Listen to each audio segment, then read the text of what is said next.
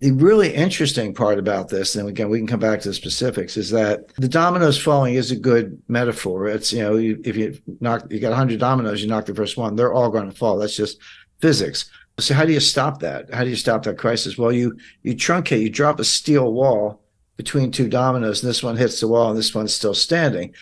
But that's the bailout. The problem is each crisis tends to get bigger than the one before, which means each bailout gets bigger than the one before. My question: are we now at the point where the needed bailout is bigger than the capacity of the central banks? That they've pulled all the rabbits out of a hat, played all their cards. And again, this goes back to what I did say about the Silicon Valley Bank rescue. It is the biggest bailout in history, and I can explain why. But if that's the case, what else do they have? Jim Rickards said that this is the biggest bailout in history. 97% of the Silicon Valley Bank deposit is uninsured. That's really scary, but it is the reality just a couple months back. Many big companies such as eBay and Roku had their deposit in the bank. And also small startups with just 100 employees with $5 million working capital. What happens when the bank can't meet its obligation because they don't have the money? Well, there will be a bank run.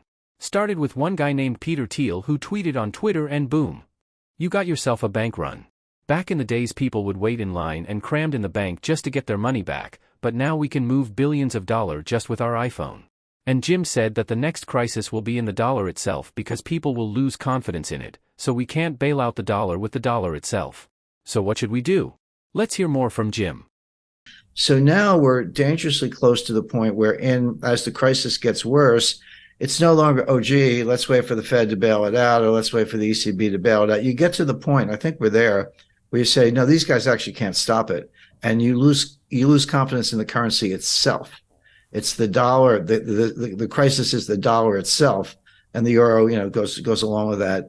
And then that's the crisis. And there's no way to bail out a dollar crisis with dollars, because you're just pumping more of what people have lost confidence in. And then, then where do you go? And there are good answers to that. We've seen it, again, we've seen it all before. This is big. It's not over. The regulators will attempt more bailouts, but we're at the point where I think you can start to question the regulators themselves. Let's go back to Brazil, Mexico, Argentina, the Latin American debt crisis, broadly defined in the early 1980s. That played out, the intense phase lasted about 3 years, 82, 83, 84. It wasn't until 1990 that we got around to Brady bonds, which were the ultimate refinancing technique. But the intense period lasted about 3 years. Come forward to 1998, long-term capital management. That was about 3 months. That was July, August, September 1998. SVB was 3 days or less. It was like Wednesday, Thursday, Friday, and done. And I talked to a guy. No reason to mention names, but runs one of the largest endowments in the world. And he said, Jim, we moved. We were moving $8 billion out of Silicon Valley Bank, and we got the wire transfer request in, but we didn't know, because you get to close business Thursday. We didn't know until Sunday that the money was going to move. We got a confirmation on Monday. We didn't end up moving the money. But there was about a 48-hour period there from Friday to Sunday when no one knew that the wires had been completed. The recipients didn't have them. It was just in limbo, and it worked out. One of the big crypto promoters, they had $3 billion in Silicon Valley Bank. And they talked about, all these small entrepreneurs and startups, they got 100 employees and $5 million in working capital, and that money's gone and they're all going to fail. There was something to that. But the fact is, you had Roku, Cisco, eBay. I mean, there were huge companies with multi-billion-dollar deposits in that bank. It wasn't all a bunch of little guys. So, but yeah, you can. In the old days, you had to line up around the block, and maybe it was raining. You're standing there in the rain, waiting for your turn to get up to the tower. Now you can be in line at McDonald's, with your cell phone, and just a couple hits, QR code, and boom, $10 million is gone. And what Peter Thiel did, and he was right. I mean, I'm not criticizing him. He got his own money out, but he sent out like an SOS to Silicon Valley. He said, all of you, whoever you are, get your money out now. And a lot of people did, and that was that $40 billion. So the time frame is becoming more compressed because of technology. You're exactly right about that, which means that the response function has to be equally compressed, or else you are going to have all the consequences of an honest to goodness global financial crisis. Imagine you're a small business with a working capital of over $250,000. And then some weird thing happened and you can't get your money out of your bank. Let's imagine this frightening scenario happened. What is the most likely to happen is, your money might be gone. It's not frozen or suspended, it's gone. And it's not just in theory, it's already happened. You can hear it directly from Jim Rickards himself. And I'm not sure if everyone knows the sequence, but on Friday night, March 10th, the FDIC took over Silicon Valley Bank. And they issued a press release. And they said, here's what we're doing. We're taking over. We're putting it into what's called a receivership. Anyone with $250,000 or less, your deposits are fully insured. No worries. You'll have your money Monday morning. And over $250,000, your deposits are gone. They didn't say frozen. They didn't say suspended. They said gone. And they gave you a receivership certificate, basically an unsecured printed up IOU from the FDIC, but not money.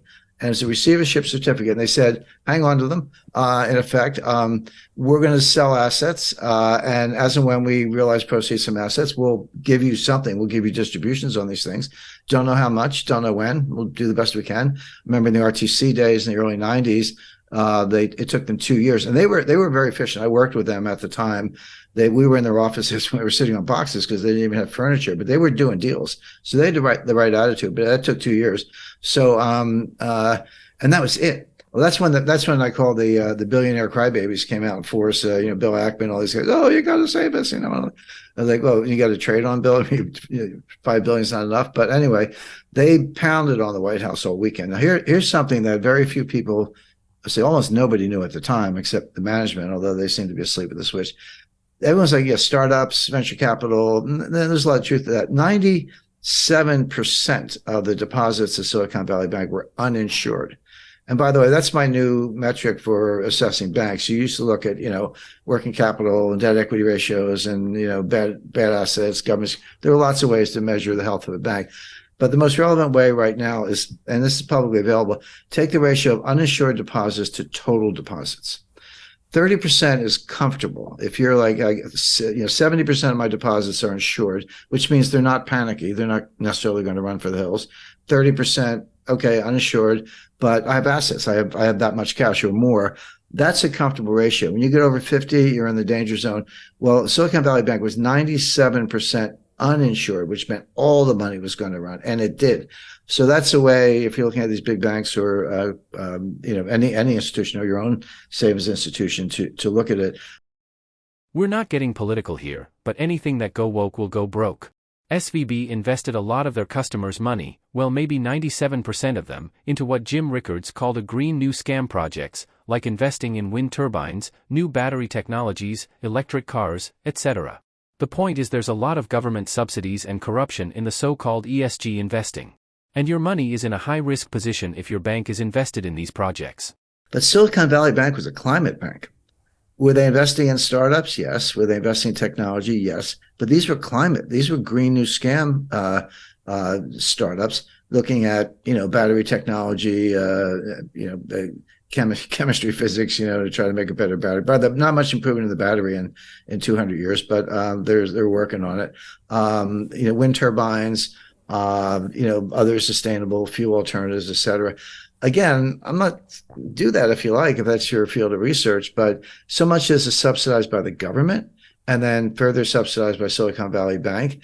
And that's where the assets were. That's where the loans were by and large.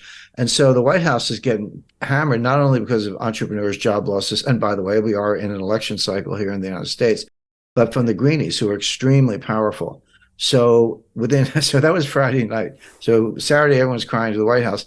Sunday night at 6 o'clock. By the way, mark that on your calendar. Sunday, 6 p.m. is when they tell you what they're going to do. 6 p.m. Sunday, November 12th, they came out on, March 12th, they came out on Silicon Valley Bank. The following week, 19th, that was Credit Suisse. And then the week after that, it was something else. But they always announce the collapse on Friday and they announce the relief on Sunday. So they have the weekend to work on it. But you got to be careful about 3-day weekends. Easter, Easter is an example. But